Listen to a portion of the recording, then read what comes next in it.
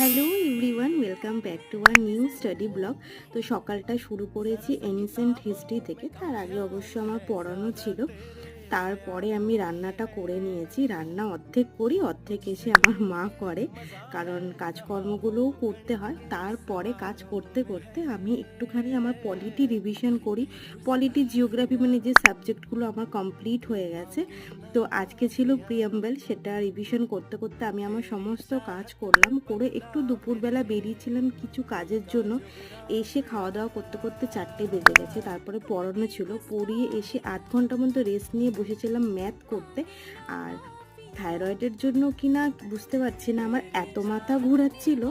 দেন আমি একটুখানি নুন চিনির জল খেয়ে মেয়ের জন্য খাবার রেডি করে আমি আমার ইংলিশ ডেসক্রিপটিভটা কমপ্লিট করলাম।